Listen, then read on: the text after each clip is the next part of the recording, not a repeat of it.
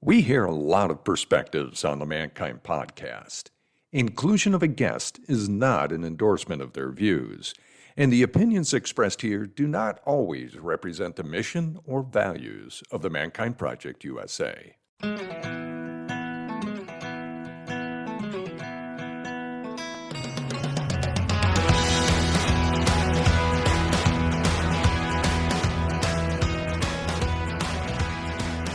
G'day and welcome to another live recording of the Mankind Podcast, a show where we break the molds of modern manhood to prove there is more than one way to be a man. I look at it as simplifying manhood and masculinity, whereas Boysen looks at it as complexifying, making more complex old ways of thinking about manhood and masculinity. So it's good. You get two approaches here as we dive in. Now, this is a rare one for Boysen and I to be sharing the mic, but this is exciting for me because in both of our times in men's work, which probably between us 20 plus years more. Well, I've got that all by myself. Yeah, you got that by years. yourself, dude. I'm the youngest. So let's say 30 years between us. And 180 something episodes talking to experts and incredible people in and around these topics. We have enough to bring you guys some goods, I believe. And just having real conversations that many of you, I'm sure, are having with others or with yourselves, I believe is going to allow us to come up with some pretty juicy content, stuff that we can all continue to learn and grow from as men. And thanks to the listeners too, right? Because we did our little brief thing for the new year and we just got fantastic feedback on it. So our intent is to do more of these and keep them nice and tight and short and see if we can bring some good value to our listeners. Bingo. Short and sweet. And so with that, let's dive into today's topic, which is the art of saying no. Mastering boundaries to protect your energy. I got a little preamble here. Yeah. In today's fast-paced world, many men find themselves juggling the demands of family, work, friendships, and societal expectations. The pressure to say yes to everything can be overwhelming, leaving little time or energy for what truly matters. If this sounds familiar, it's time to explore the art of saying no and how it can transform your life. Boysen, how would you grade yourself on your ability to say no? I am not great at saying no. I am a pilgrim on the path of learning to say no more in my life. And I'm going to fit into that category in some ways of people pleasers. I got taught early and often in my world that saying yes to things and being agreeable to stuff, right? There's one of the big five. Saying yes and being agreeable to people was how I could get through the world in times that felt chaotic and painful to me. So that's one aspect of my trouble saying no. The other aspect of my trouble saying no that I'll outright here is I am infinitely curious and fascinated by things. So shiny object syndrome. I love getting into new things. I'm great getting into new things. I love chasing down anything that I find interesting. Yeah. And so let me ask you, what have been how has it served you being a yes man in your life? How has it served me being a yes man? Well, it's actually been, in many ways, it's really great. I have said yes to things that felt scary to me. I have said yes to things that put me into lots of really cool and interesting spaces. It means that I am always learning new things. So I have a pretty big catalog of skills and tools and knowledge that I can pull from. So there's lots of really great things about saying yes. And just like almost everything we talk about in MKP, that everything's kind of paradoxical in a way. Right. So how has this same habit not served you? So this doesn't serve me in that if you went to my basement and looked at the number of started projects that I have, or to my desktop, or to the tabs that are open on my browsers, right? You're always going to find many, many open projects, many open loops. Saying yes to everything means that I don't always have the time to do those things that are most important and most meaningful. It also has impacts in my relationships because saying yes to everyone means that I don't have enough time to get back to everyone. So I have lots of open loops in my world. And I definitely get feedback and have had to and have to face the impacts of people feeling left behind, not communicated with.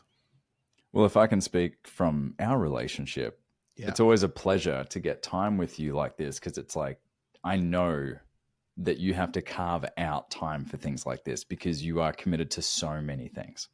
Yes. So if you all listening out there can relate to Boysen's, Boysen's plight, how's that? So how's it for you, Brandon? Yes. So so how's it for me? Look, I will say that I feel like I'm in recovery on this side of things, kind of like once an addict, always an addict. But I tell you what's been really cool. Well, let me show you how it showed up when it was really bad. Yeah. In my 20s, saying yes to everything, which I feel like honestly is the time to say yes to things. So I'm not going to give myself too hard a time, because that's when you have the energy, the resources, maybe not as many commitments relationship wise. So it kind of worked then, right? It got me a lot of opportunities, opened a lot of doors. Things that I said yes to back then, I would never say yes to now because of the stakes, because of the cost, because of the impact. So, that's how it showed up. I flipped it. That's how I showed up positively.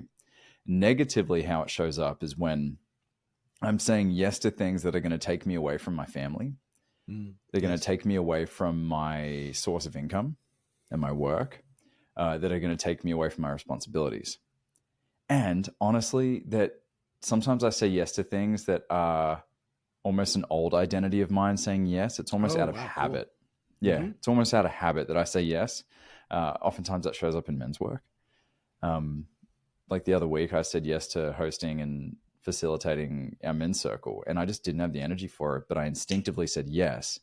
But all the way leading up to it, I was like, what am I doing? I want to stay home with my wife and my daughter right now. All that said, great circle. Glad I went. However, that's a good awareness for me to continue to identify, how my yeses turn into yeses, how my noes turn into noes, and if they actually come from a place of integrity. So what do you got? How have you been learning? So here's how I've been learning. And I'll tell you what, one of the greatest catalysts to this learning has been becoming a father. It's amazing. I never realized that logistics was going to become a big part of my life. Timing, planning, everything around naps, everything around doctor's appointments, all these things that I previously never had to worry about. Everything I was doing previously and more is now squeezed into less time and less flexibility. Yeah. And so when those old habits of saying yes came into the time of me being a parent, everything just crashed and burned. Like it was, a lot of tension, a lot of expectations not being met, a lot of communication challenges in my marriage around, things that I'm like, of course I can get that done. But that was a yes before I had kids. Of course I could have got that done before children. And so now it's being really, really aware of the limited resources I now have financially, time-wise. So that was a big catalyst in me learning these muscles, like really doing the reps to learn about yeses and nos. But I can tell you what the biggest thing was, and I've spoken about this on the podcast before. My wife and I went away to a Gottman relationships weekend. Sweet. Yes. The art and science of love. And it was amazing. It taught us a lot about where our communication could improve. And what we ended up doing was getting really aligned on our goals. In fact, we actually have Tom Bauer and Rebecca Lockwood coming on the podcast later in the month to talk about their new book, The Cohesive Couple, which is a workshop that my wife and I went through, where we got our end-of-life vision, our 10-year vision, our 5-year, 3-year, 1-year. We know exactly what we want to achieve. We're very aligned on that. And we came up with our family values. And those family values are almost on the wall. Like we almost want to get them etched in wood to be there. And that, I say, would be the biggest tip I would tell anyone who's having trouble with saying no, is when you know your values, the yeses are far more clear. The no's are far more clear. When you know your goals, the yeses are more clear, the no's are more clear. So goals and values, I believe, are a big one. And my wife and I have a commitment to each other. If it isn't an F yeah, it's an F no. Wow. How's that play out? So what are some of the things that you are saying no to that you might have been saying yes to in the past? Coffee catch-ups, just anything that requires a babysitter, because that is a lot of work to manage. So just random coffee catch-ups and things like that. Working out with friends when it's not my best time to work out. And that's usually how I hang out with my friends. I kind of like try and hit two birds with one stone. Like, let's work out and sweat and sauna and cold plunge together. So we're, achieving more things at once. If there are people that I enjoy having as acquaintances, but really when I spend time with them, it's kind of a net negative experience. Like, I actually lose a bit of my energy. I pour out of my cup a little bit. Yeah. It's a no. Yeah. And there was a time where I was a little bit more charitable with that energy. But now that I have a 2-year-old and my wife and I are working very hard towards our goals, like, I've almost become far more, much more protective of that life source, that energy. Yeah. So, and this is something we're going to talk about in a future episode around happiness, The Art and Science of Happiness by Arthur Brooks, around having useless friends, which is really interesting. And what I mean by useless friends are friends what does that mean? That feels painful. Yeah. Boysen, you know what? I would consider you a useless friend, believe it or not. Oh, shit. And so let me explain. They are the people that you need nothing from, and they need nothing from you. This isn't a friendship of convenience, right? This is a friendship of, we could be doing anything, sitting at a bus stop, kayaking down a river, sitting by a fire, and just enjoy each other's company. I don't need to use you for anything. It's just, my cup is full by being in your presence. Cool. Didn't see that coming, did you? No, I did not. You proud to be a useless friend now? Thank you. I feel so useless. I feel so useless. So, as far as people and how they can drain energy, that's a big one too. Who are my useless friends that I just love being around, and they fill my cup in a big way? Wow. Yeah. Cool. So let me ask you now, with what we've just discussed, what can you recognize as your F yeahs, the things that you're like, it's always a net positive coming out of it? Yeah. So this goes right back to our conversation from the New Year thing. And this is about values, and also connects to the goals that I have for myself and our family. Play the instrument I've got, right? I like shiny objects. So I will tell myself that I'm going to go off and do this, that I'm going to start this thing, that I'm going to do this thing. When I get right down to it, it's like, I've known who I was at a core level in my creativity and in how I show up in the world since I was 12 years old or whatever, 10 years old, right? And those are the instruments that I really enjoy playing every time. So put myself in the situations that allow me to write, draw, be creative, sing, those things that I have always been into, that I enjoy mastering, and that lets other things go. When I look at, I'm going to pick up, whatever it is, I'm going to learn how to rebuild my bike. That's a good one, right? I'm going to learn how to rebuild my bike. So I'm going to spend $1,000 and get all the equipment and da, da, da, da, da, da. Why? No, that's going to take me away from things that are contributing in a bigger way. Mm-hmm. And I could take my bike to the happy bike shop down the road and pay somebody else to do that work. Right? Yeah. Yeah. And guess what? There may come a time where you have all the time in the world to tear down and build up your bike as many times as you want. Right. Yeah. Yeah. What I enjoy is the riding part. Mm-hmm. That is hell yes. That's hell yes. So that's, I think, a really great distinction or maxim almost that we can put into this conversation is, saying no doesn't mean never. Right. Cool. It may just mean not now. Yeah. I've spoken to you a lot about this. I did too many new warrior trainings last year. I had too many men's work commitments. We did the Men's Mental Health Matters event. I did 3 new warrior trainings. One of them sent me to Oregon, and it was too many. It had an impact on my life. Those were old me saying yes, yes, yes, yes, because I could do 10 new warrior trainings a year happily if I didn't have responsibilities, right? But that's not feasible. Yeah. And so that was a thing I had to identify is, at the age of 32 with a toddler and maybe more to come, this is not the season for me to be doing a million new warrior trainings and continuing leadership trajectory in MKP. You know what? The altitude here is just fine. Mm. And so I can compartmentalize my commitment to men's work and put it aside, knowing what it is. My ambitions aren't destroyed. They're just paused for now. Cool. So I need advice. Okay. Boundaries with individual people. First of all, what the hell is a boundary how do you set individual boundaries with people? And what have you learned about like boundary setting? This is a big one I took away from my conversation with Melissa Haidt. This was probably 2 years ago. She was on the show. She worked on the Bunny Ranch in Arizona, very, very famous establishment, brothel.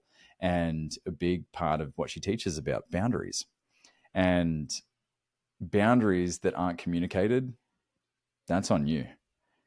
Oftentimes people feel like when their boundaries are crossed, a response to that is anger, right? Because it's like, I've been violated. You've crossed my boundaries.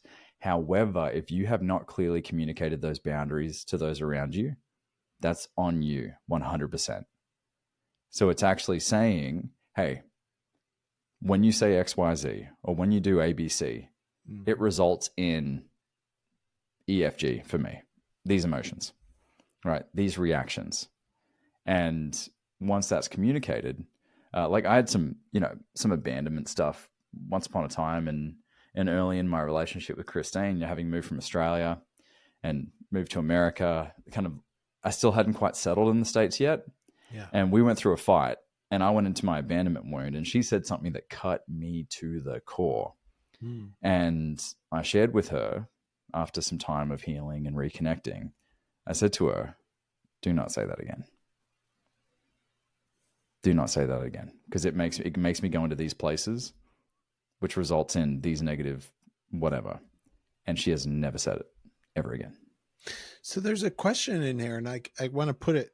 There's a distinction between trying to set rules for other people and setting boundaries for other people. Do you have language around that? That's a good question. And maybe that's something we can discuss to kind of unpack. Yeah. I think the onus always has to fall on yourself, because if you continue to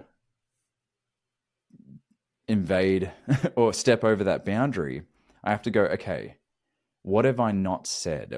How do I need to communicate more clearly to make this apparent to you what I'm really trying to get across? And if that doesn't work, if you feel like you've turned over every stone, then maybe that's a relationship that needs to be renegotiated. Yeah, there's kind of a when you, I will kind of pattern, I think, to boundary setting. And as long as I'm clear on my values, right? When you, I will. I am not a violent person. I'm never going to get violent, right? I'm not a person who yells in relationships. I'm not going to yell in relationships. So when you speak to me in this way or say these things, here's what I'm going to do. That's a boundary. Like, you can continue to choose to do things however you're going to do them. But when you do that, I want you to know this is the impact it has on me, and this is what I'm going to do. Yeah. I'm going to remove myself from the situation. I'm going to take a break. I'm going to, right? And that could mean ending relationships. That could mean changing the nature of relationships. Yeah. Well, I was in a relationship once where my partner had been through physical abuse, a lot of heightened emotions in the household growing up. And it was during an argument that early in our relationship that I got very mad, very animated, very loud. And she made very clear, she said, if you raise your voice with me, I am gone. I'm not communicating when I'm coming back. Like if you go there, I go straight into my wound. Peace. I'm hitting the road, grab my keys and leaving. Because her trauma response to that, nothing productive can come from it. Right. And so with that information, if I truly respect and care about this person, I'm going to alter my approach. Right. Because it was communicated clearly enough. Right. And there's something very empowering. If we talk about this kind of archetypally, king, warrior, magician, lover, for those listening, this is very sovereign, very king-like, because boundaries is really establishing the kingdom. and controlling who comes in, who comes out, right? Who gets to enjoy the spoils of that kingdom.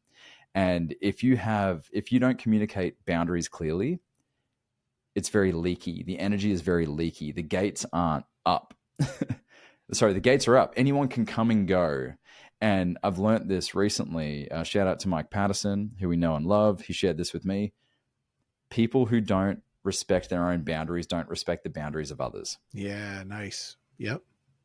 So you have to respect your own boundaries. And there's something, I don't know, it gives me a sense of pride when my work asks me to show up for a meeting. And the first thing I say is, will we be compensated for this?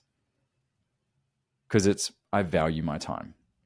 And that was very difficult to me. I had to work on some money shadow stuff around that. And they've never taken that personally. They've answered very frankly, Yes, and they know not to bring anything to me work-wise unless it's compensated.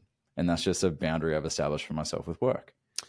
Cool. That's an interesting thing about self-knowledge and other knowledge that comes out of that, right? They've never taken offense to that. They are able to clearly answer yes or no. Another piece about boundaries is I don't get to change other people. I don't get to change their behavior. What I do get to do is ask them to clarify what their behavior is going to be. Yeah. If you want this to work. If you want this to work, right? Is this the way that you are going to communicate with me all the time? Is this like, will I be compensated for this meeting or no? You get to say yes or no, and then I choose what I do with that. Well, and you may recall this, for those listening who may not know, Boysen stood next to me with a group of some of my closest friends when I got married. And that was really special for me. In fact, it was the first time we'd met in person. Yes, that's right. Which was even more special. And you yelled at me for being tall, which was not very nice. I was like, damn it. Why are all my groomsmen so bloody tall? But interestingly, a part of how that came about was one of my dearest friends here in Tennessee. I had to ask not to be in my wedding. And that was really difficult because of how he was showing up in his life, around my wife. It did not align with my values. And especially, my daughter was 6 months old at the time. The way that he would talk about women, the way that he would talk about people of color, just all these things. And we used to make excuses because he was on the spectrum, right? So that's he can't change his behavior, but I can change my boundaries. Yes. And it was so sad to do this because I believe at his core, he's a good person, but I have chosen to not allow him into my life as I'm raising my daughter and building my life with Christine. Yeah. That is a boundary I had to set. Yeah. Jackie Summers, who is a man that I follow on Facebook, have for a long time. Go look him up. Go follow Jackie Summers. He's incredible. He talks about this in a really clean way. He's like, hey, if you're causing an impact in my world that I don't want to be a part of, there's going to be no drama. I'm just going to go. And I'm not going to think twice about it. It's like, if that's the boundary, if I know who I am, I know what my values are. I'm not going to create drama. I'm not going to try and make you feel bad about who you are, but I'm done. Yeah. I love that. What else do you know about boundaries, Brandon? Man, not much else. Not much else. Look, one thing I do know is you have to stick with them. You have to stick with them because and we say this to men after they go through the new warrior training. All right, you've just gone through a transformational experience. You are going to be different leaving this experience, but the external world out there may not see this change coming. Right. And so you have to stand strong to this change. The truth that you've discovered in this experience, like you have to stand strong to that. And so your wife of 30 years might be like, whoa, who are you? Right. And it's easy to come out of an experience like that and getting smacked in the face by the world being like, nah, go back into your box. Right. You go, these are my boundaries. And everyone's like, I've known you for 40 years, dude. I've always been able to step over your boundaries. That's where it's on you to be firm with them. It's on you. And this really, people are going to read this title and think, yeah, I just got to say no more. Yes. But before that happens, internal work has to be done. Why is it a no for you now? Yeah. Why? What are you saying? And with the no, what are you saying yes to? Bingo. What are you right? saying What are you yes to? saying yes to in yourself? Yeah. I'm going to bring another person we know and love. We should really, could we get James Clear? Could we get the Atomic Habits guy onto the podcast? I don't Come see on, why let's not. that would be awesome. Let's make that happen. So something that I've learned about boundaries for myself, right? One of the things that I have is time, and I have a limited amount of it. And James Clear in Building Habits talks about two ways of building habits, right? It's either something that I am doing actively or something that I am putting obstacles in place to prevent myself from doing. So for me, one of the boundary setting things that I have is I use a calendaring tool. If you ask to meet with me, you have to go through an obstacle that I have set up to help me maintain boundaries so that I can put blocks of time when I am not taking meetings so that I can get other things done. So create systems in my world that help me say yes to the things that I need to be saying yes to, right? And say no to things without even hurting other people's feelings or even having to say no, right? There's just an obstacle in place. Yeah. Whereas prior to that obstacle, I bet your calendar was very colorful. My calendar is still very colorful, and it's just colored differently these days. So let's bring this to a close. Takeaways from our conversation. So Boysen, how might you approach your boundaries differently going forward? Well, I think what's really clear to me is right back to the top of the conversation. When I am clear about what my goals are, so I can look at this for individual projects all the way to big life goals, right? When I'm clear about what is the end point for this project, that way I know what to say yes to so that I'm not sidetracking myself. I think goals and knowing what I want at the end of a process is really the big thing. Yeah. That's a place to start. So anyone listening to this now, head back to a previous one of our episodes, probably one or two behind this, which is how to really make the most of 2025. We talk all about intentions and goals and have some really good strategies there to figure that out, and hopefully that will illuminate your path to what the yeses are going to be and what the nos are going to be. Sweet. Heck yeah, man. This is Brandon, fun. will you send me $200? No, I'll send you 250. I just was giving you an opportunity to say no. That's not one of my boundaries. I'm a generous failure. Brother, this is beautiful, man.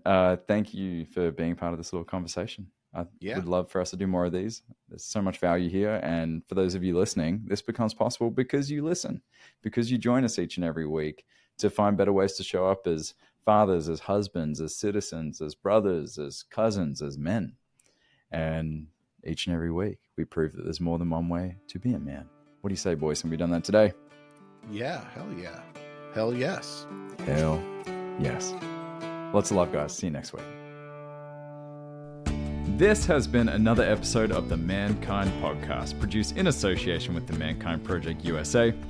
We have been your hosts, Boysen Hodgson and myself, Brandon Clift, and we want to thank our guests for joining us today and imparting their wisdom from their experiences in this amazing journey called life. If you want to find out more about today's guests and support them in their mission, you can find links to them in the show notes. Now, if you have found gold and insights that you believe could benefit your loved ones and those you care about, be sure to share it with them. And of course, we are always grateful for a rating and review of the show on iTunes. Now, above all else, we've got to thank you, the listener, because through your attention and your support, you have made it possible for us to let men all over the world know that they are not alone and that there is more than one way to be a man.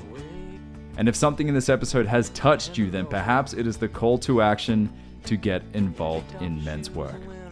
With live trainings happening constantly and in-person trainings happening all over the world, the Mankind Project definitely has something for you. Now, if you've enjoyed the music in this episode and all of our episodes, be sure to check out Jim Donovan and the Sun King Warriors. I have links to them in the show notes. And lastly, just know, what it means to me to be a man is completely different than what it means for you. That is the beauty of this journey. So if you are looking for guidance, support, and community as you begin to unpack and dive deeper into your men's work journey, then you know where to find us. Same place, same time, next week. Lots of love. We'll see you then.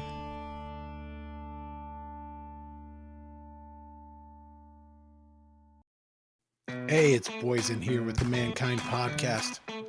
We are closing in on 100 5-star reviews of this podcast, and we have a goal.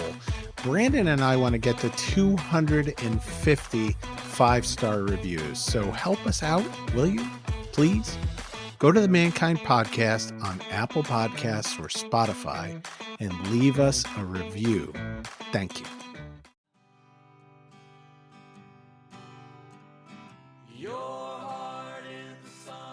Hey, it's Boysen. On the Mankind Podcast, we've brought some incredible guests on to talk about the importance of doing the work to improve our mental and emotional health. And here's the truth. Multiple times over the last 25 years, I've had the help of one-on-one work with some amazing therapists. For me, for my wife, for both of us as adoptive parents, and for our kids. The Mankind Project and Men's Group, though awesome, are not a substitute for professional mental health support. And so I'm thrilled that the Mankind Podcast now has BetterHelp as a sponsor for the show. BetterHelp works online. It asks you what you're working on and then matches you for live one-on-one sessions with a licensed therapist, someone trained to work with you, listen, and offer helpful insights. I'm using BetterHelp. It's super easy, and I like what I'm getting. If getting one-on-one support in the comfort of your own space feels like a good direction for you, I invite you to check it out. Go to the link in the show notes or betterhelp.com/mankind. And if you sign up, you'll get 10% off your first month of therapy.